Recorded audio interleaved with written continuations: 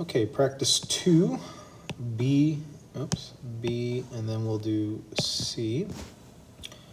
All right, B is going to go there.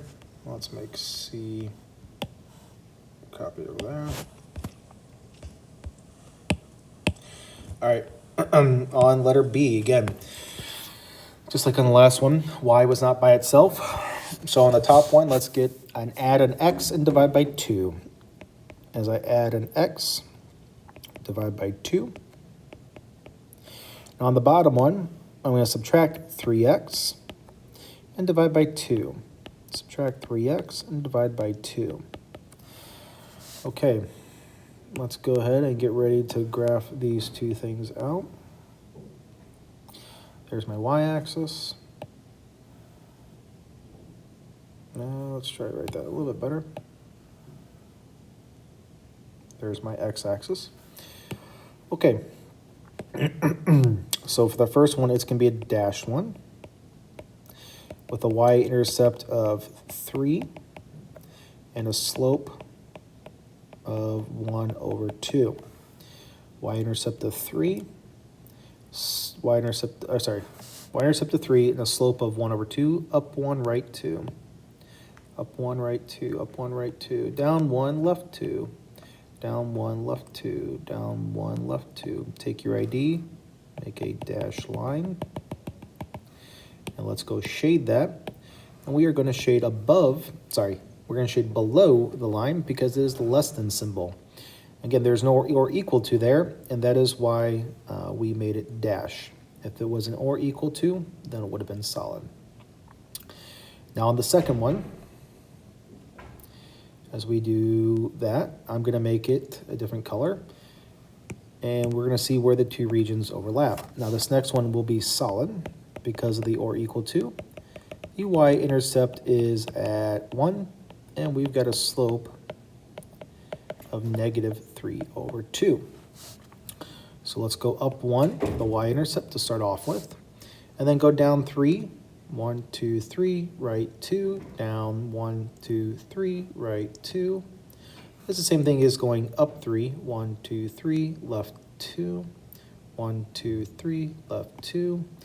Take your ID, make a solid boundary line. Now, where am I going to shade? We are going to shade below the line because it's less than. Less than tells me shade below, and where they overlap, which is right now, they finally overlap, the orange and that blue. This is my solution zone. So I like to write in that this is my solution zone right here. For the last one, I'm going to add x, divide by 3. Add x, divide by 3. And the other one is fine. X is by itself. This is going to be a vertical line. So let's go ahead and do the last one then. Give me my y-axis highlighted. Let's get my x-axis highlighted. And the y-intercept is 6.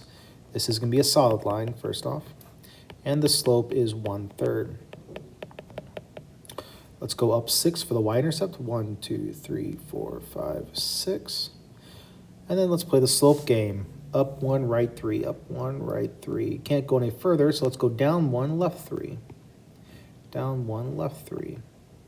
Take your ID, make a solid line. All right, let's go shade it. As we shade it here, we are going to be shading below because it is saying less than, so that's a lot of shading going on. Everything below that line. All right, now let's go do the other linear inequality. And as we saw in our notes, when it is x there and no y, it's going to be a vertical boundary line. In this case, it's going to be, again, a solid one. So go to where x is 3. 1, 2, 3, and make a solid boundary line. Now, which way do I shade? Well, there's not up and down, there's left and right. And when it's less than, what number is less than 3? That is going to the left. And what happens then is, as I start shading to the left, it really starts to overlap very quickly here. So where this darker blue is at now, that is the shaded region that is overlapping in both of them, and that is my solution zone right here, if I could spell the word solution. Okay.